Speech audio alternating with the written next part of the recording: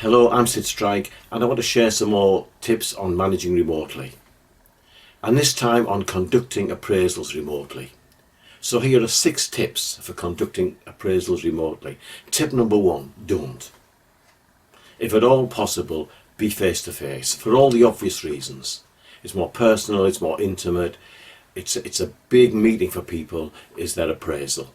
So if you can, meet face to face. Now I know we're living in a world where that isn't always possible, so here's tip number 2.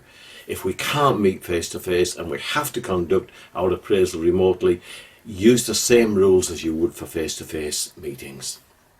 What do I mean by that? Well, an obvious one, no interruptions. At work you'd be in an office with a notice on your door and those kind of things.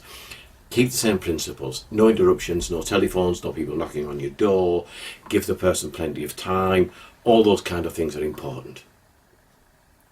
Tip number 3. Check verbally, how's it going? How are things going? Is this interview working all right for you? Is this meeting okay? Because in a face-to-face interview, it is more intimate. You can observe body language much more easily. You're not getting that same kind of feedback remotely. So in a sense, we're using that check. Is everything okay? You're happy with that so far? We're using that to sort of complement a bit of body language that we can observe during a remote appraisal. So that's the idea of that. So that's tip number 3. Tip number 4. Conduct one-to-one meetings all year round, regularly. Whether these are job chats or performance meetings or coaching sessions, keep meetings, take notes. It means that by the time you reach your appraisal, there are no surprises. You've worked together to make improvements, both for the employee and yourself, giving feedback to each other, making improvements, making things better all the year round. Your appraisal then will be more comfortable. And I think it's even more important to do that when we're conducting appraisals remotely. So that's tip number 4. Tip number 5, don't slip into laziness. Sometimes remote is easier. We're busy, it's a different world we live in, so it's easier just to use a remote session.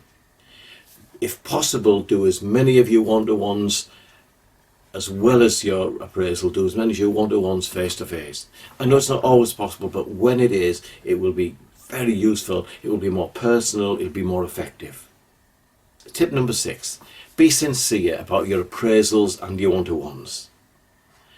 I know it is easy sometimes for managers to feel that appraisals are a chore and that they don't work, but actually they do. If we conduct regular positive one-to-ones all the year round, then your appraisal is a culmination of those one-to-ones. You've done all the hard work during the year and your appraisal will be positive.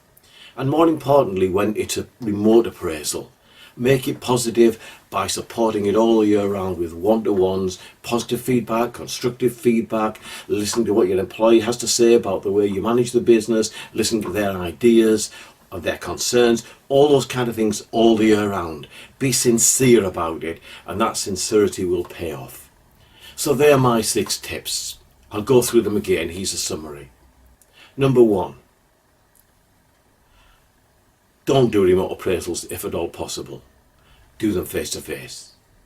Tip number 2. If you do have to do remote appraisals, keep the same rules as face to face. Tip number 3. Check verbally to see how it's going. Number 4, conduct regular one-to-one meetings all the year round. Number 5, don't slip into laziness using remote when we could meet face to face. And tip number 6, be sincere. If you'd like to know more on conducting appraisals, take a look at my video, Making Appraisals Work. And it comes with a free gift.